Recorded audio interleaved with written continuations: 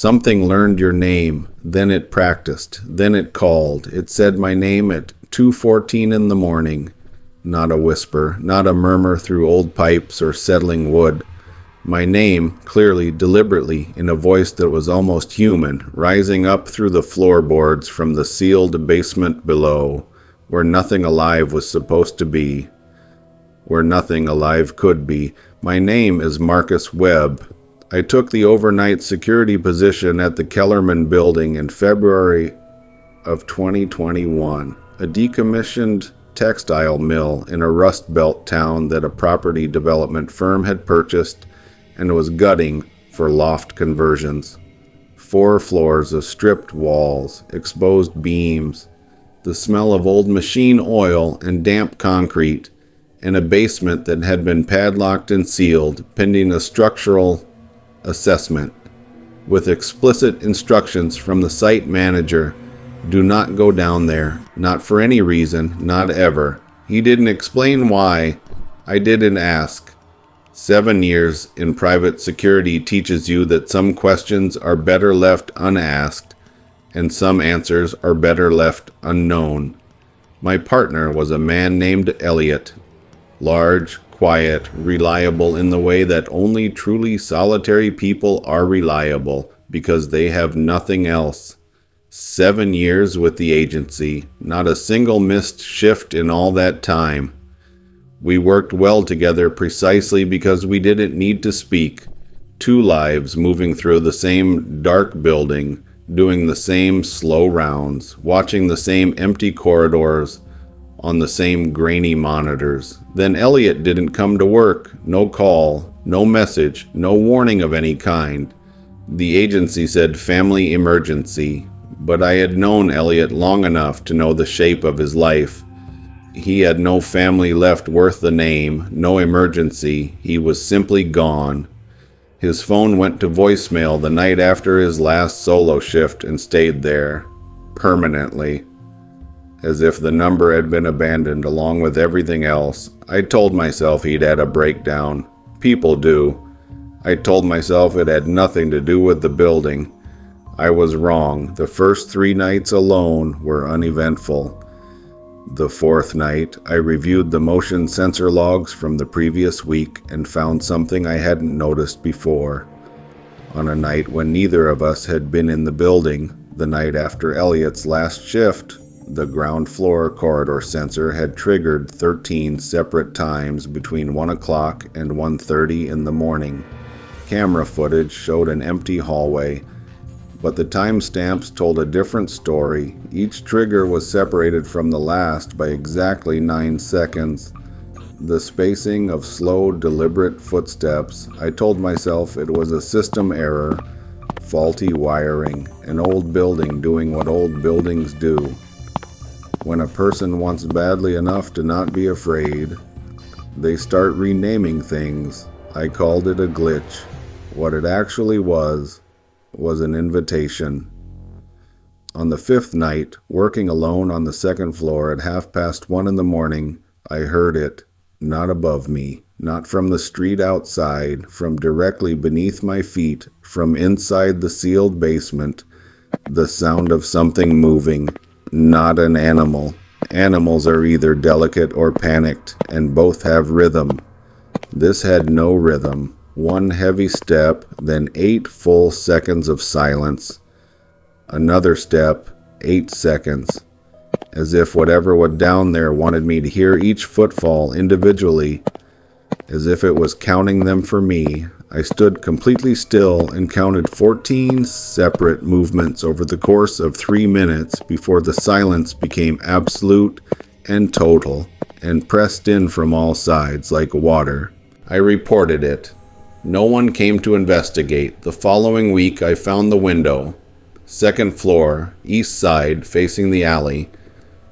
A casement window that I knew for certain had been latched shut when I'd started the job. It was now unlatched, pushed open 2 inches, and the exterior sill bore fresh parallel scrape marks angled inward.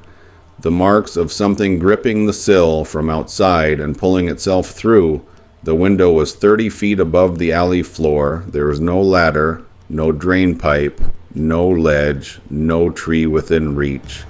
I photographed everything and sent it to the agency. Nobody responded. 2:14 in the morning, second floor, east corridor.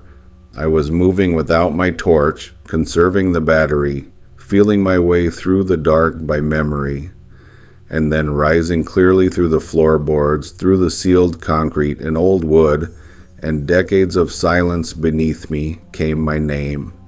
Marcus, once, unhurried, in a voice pitched exactly like a familiar person calling across a room.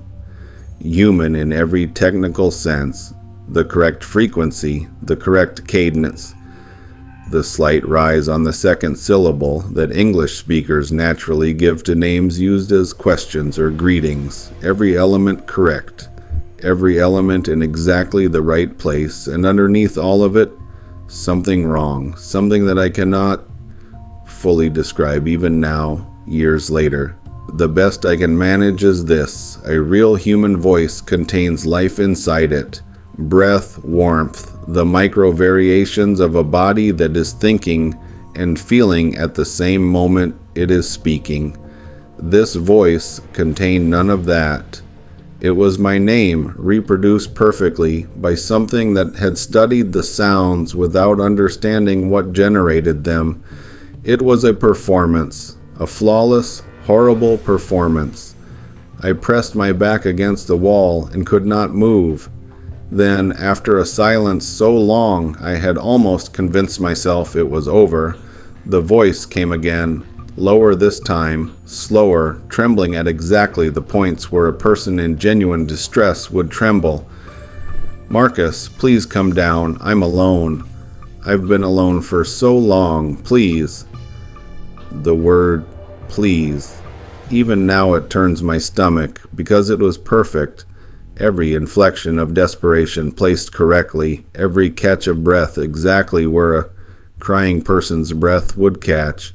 There was no flaw in the performance, and that was precisely what made it unbearable. That the only evidence something was wrong was a quality I cannot name, a wrongness that existed below the threshold of any specific feature I could point to. It was right in every way that could be measured, and wrong in the only way that mattered. I called the police. The voice continued at irregular intervals, my name, then silence, then please, until I heard sirens outside and the sound stopped as suddenly as if a switch had been thrown. Officers with crowbars opened the basement. I waited in the corridor above. I did not go down. I will never go down. They found a sleeping bag recently used and still faintly warm, canned food, fresh, a battery lantern, its surface warm to the touch, a notebook. The investigating officer told me about the notebook 3 days later because he said I had a right to know. Every page was filled with handwritten entries, dated entries, going back to the week before I had started the job, back to the week of Elliot's last shift. Each entry recorded a guard's name, their patrol route, the exact timestamps of their movements through each floor, how long they paused at each window, whether they spoke aloud to themselves, what words they used. Elliot's entries filled the first half of the notebook. Mine filled the second half. And on the very last page, written in the same careful, emotionless handwriting as every other entry, was a single sentence. Marcus says his own name when he is startled. I have enough now. He will come down soon. Police searched the building and the surrounding blocks for 2 days. They found tracks in the alley that ended at a storm drain.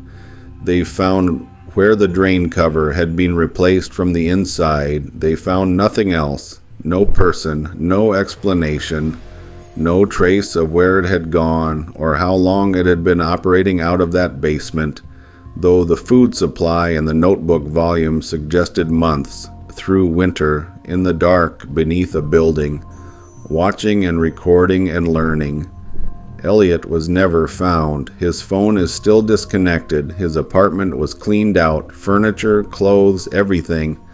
Sometime in the 2 weeks after his last shift, the neighbors didn't see anyone move anything out. They just noticed one day that the unit was empty. I resigned the morning after the police finished their search. I changed my number. I moved to a different city. I do not work nights anymore.